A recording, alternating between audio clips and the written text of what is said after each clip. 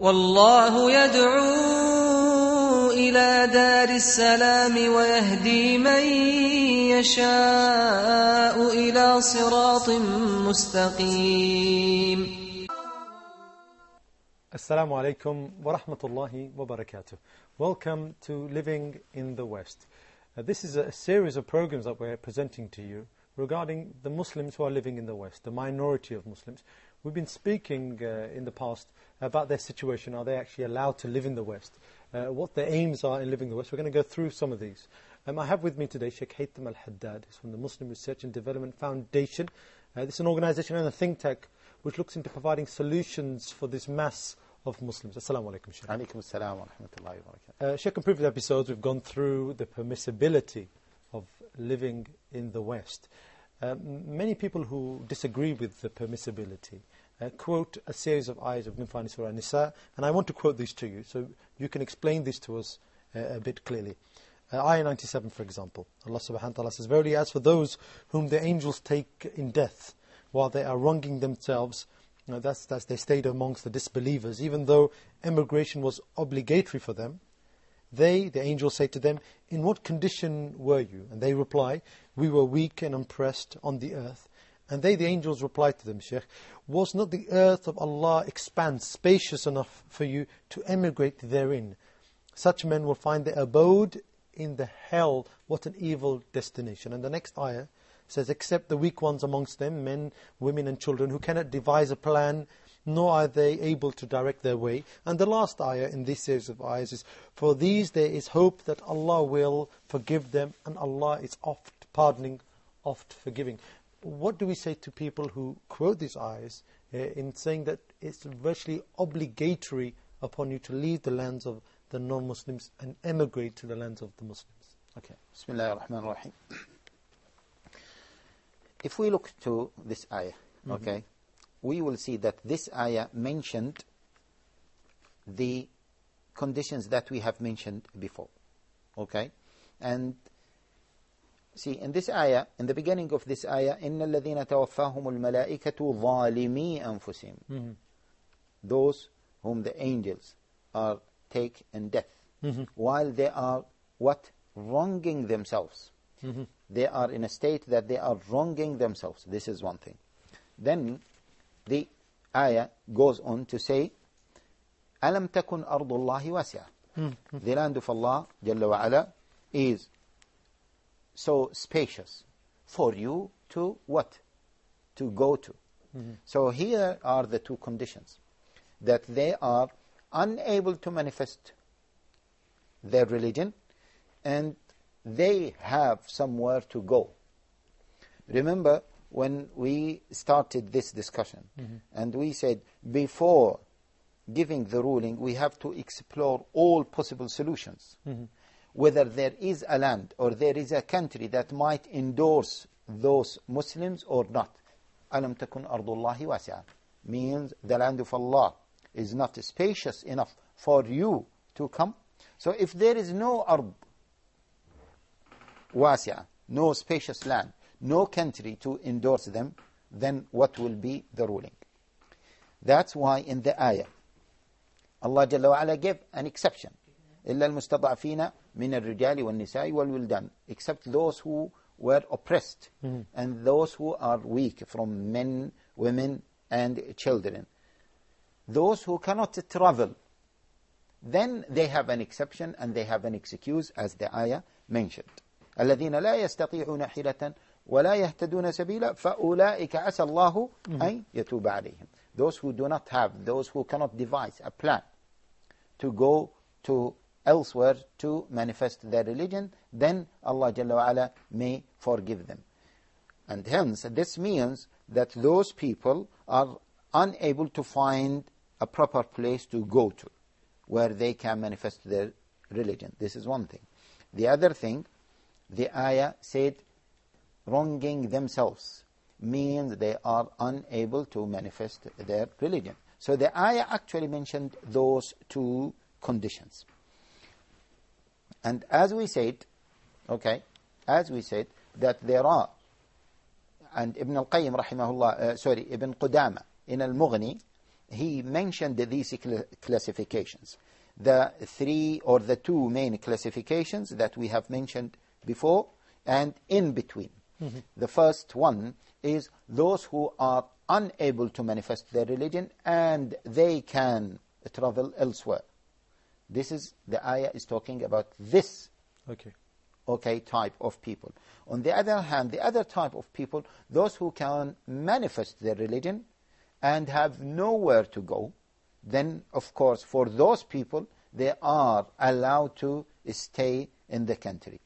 Now, in a non-Muslim country. Now, for those in between, those who cannot manifest their religion and they are unable to travel elsewhere, the ayah is talking about them. إلا المستضعفين من الرجال والنساء والولدان الذين لا يستطيعون حيلة ولا يهتدون السبيل فأولئك عسى الله أن يتوب عليهم.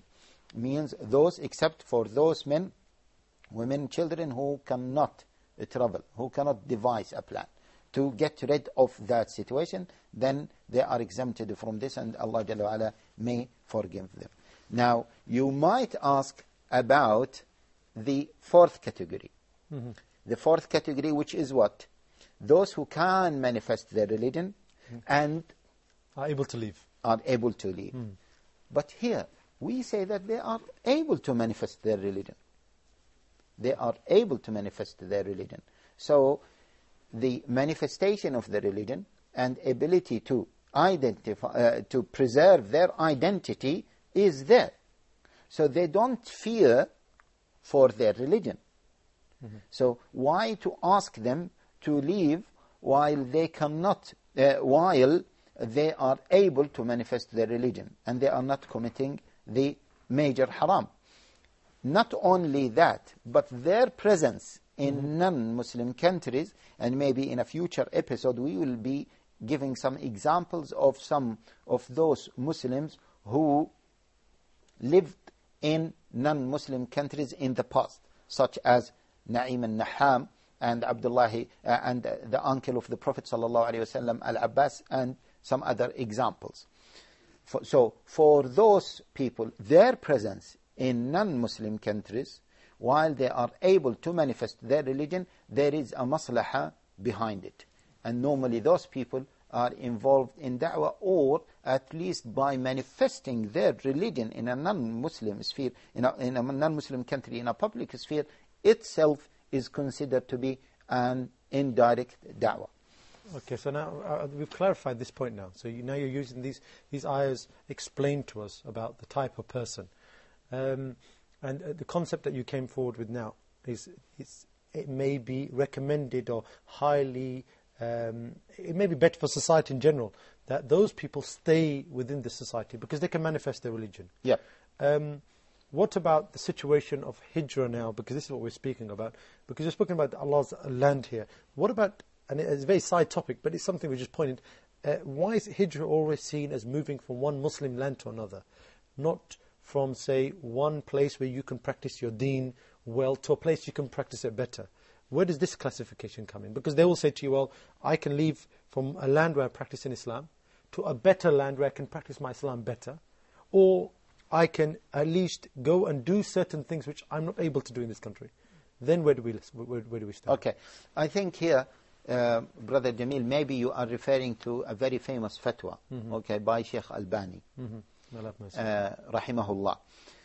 And Shaykh Albani has two fatwas, two well-known fatwas in this sphere, okay.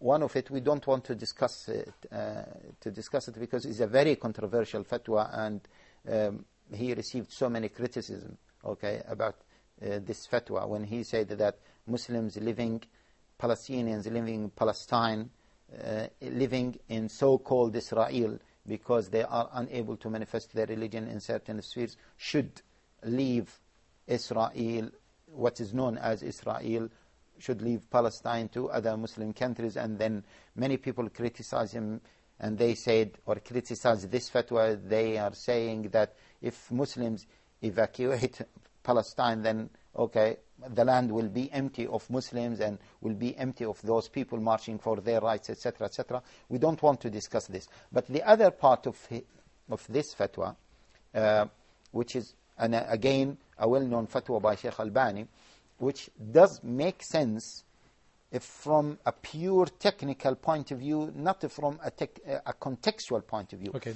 he said exactly what you said, that if you are able to manifest, if you are able to manifest your religion in some Muslim countries, but there are some other Muslim countries where you cannot, where you can manifest your religion in a better way, and you can do more things, then it is obligatory upon you to move to that country. But from a contextual point of view, the reality is other Muslim countries will not allow you to do so.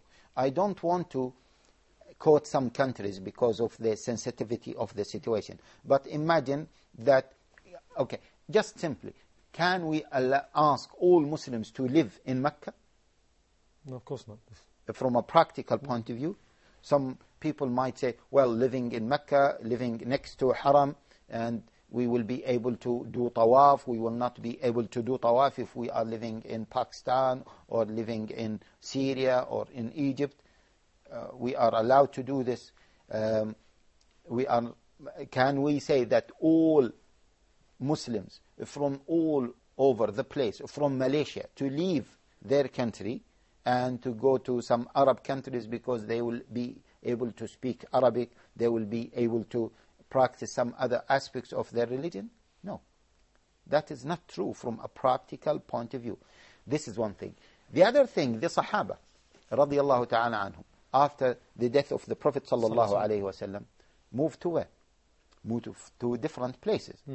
You know, we find the Sahaba, Abdullah ibn Mas'ud, he lived in Iraq, and Abu Hanifa took the fiqh of Abdullah ibn Mas'ud, etc. We find some Sahaba left to Yemen. We find some Sahaba left to Oman and to Egypt and some other places in order to teach them Islam. So those Muslim countries like Iraq at that time, Yemen, etc., there were Muslim countries. But Islam in Medina and Mecca at that time was better than those countries, was better than Islam in Iraq, in Egypt, in other places.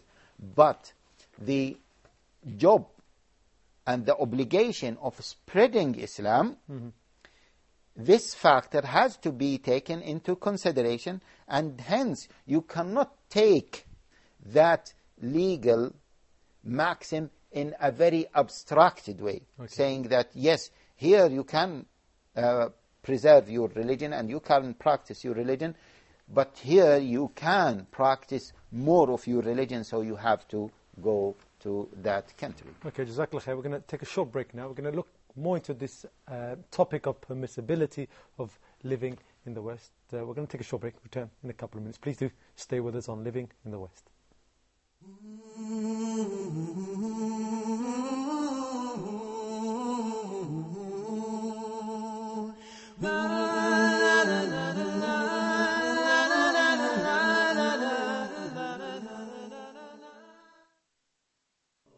Hey everyone, check this out.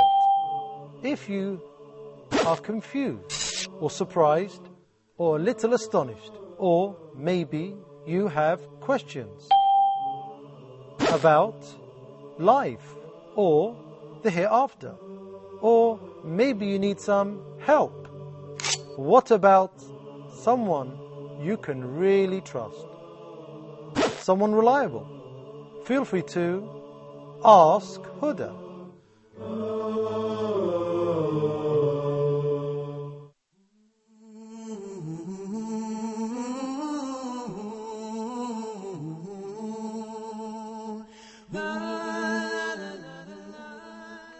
Assalamu alaikum wa rahmatullahi wa barakatuh. Welcome back to Living in the West. Shaikh, just before the break, we spoke about a certain group of people who are able to move and why they cannot move or why they shouldn't move.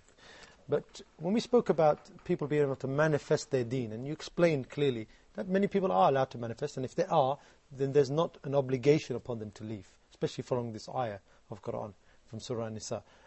What about the ability, to abstain from major haram, major sins. Isn't this also part of the manifestation? Bismillah ar-Rahman ar-Rahim. Yes, this is part of manifestation. And as we said, as we hinted before, that manifestation of the religion is mainly concentrating or focused on manifesting the main pillars of Al-Islam. Now, abstaining from haram is also part of manifestation. That's why in hadith, Na'im al-Nahab, he is one of the Sahaba. He did not report many of the ahadith. And Na'im al-Naham, he has a very interesting story. We might elaborate on this story later on. And his story mentioned in some of the books of Asira, and we will not take fiqh, will not take many aspects of fiqh from this story alone. But this story can be an indication that for what we are trying to achieve. Na'im al-Naham, he used to sponsor some of the poor young girls. And he accepted Islam. In some of the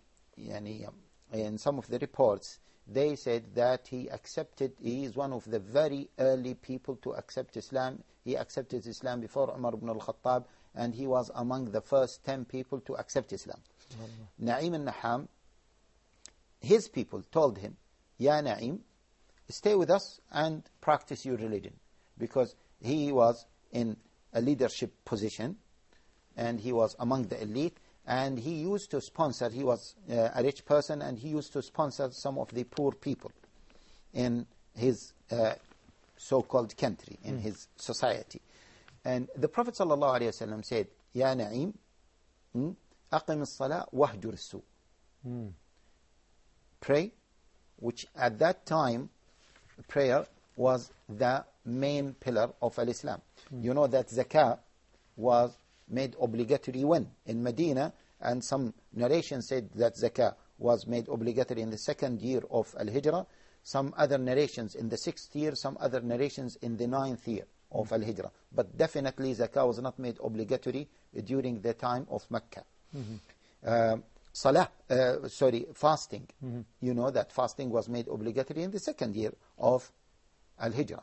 So, during the time of Mecca, when Na'im accepted Islam, Salah was the main pillar. The Prophet ﷺ said to Na'im, Ya Na'im, establish the prayer and do the good and abstain from evil.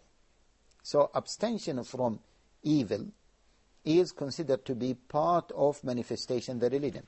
However, abstaining from evil is little bit delicate issue. Why?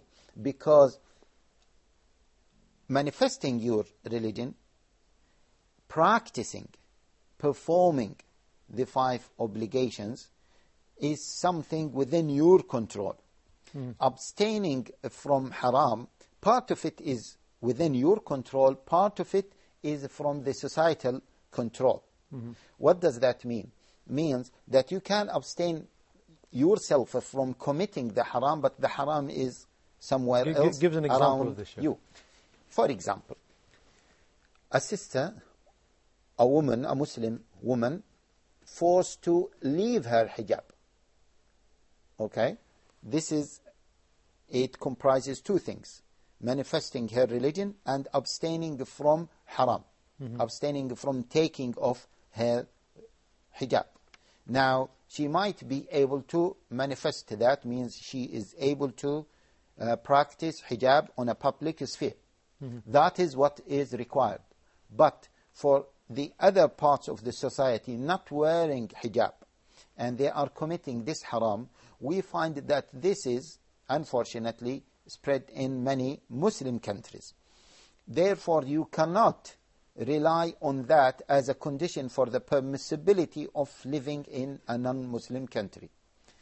Another very clear example. We mentioned the example of people in Andalusia, in some parts of Andalusia, in the 11th century. They were forced to give their daughters in marriage for non-Muslims. They were forced to eat pork.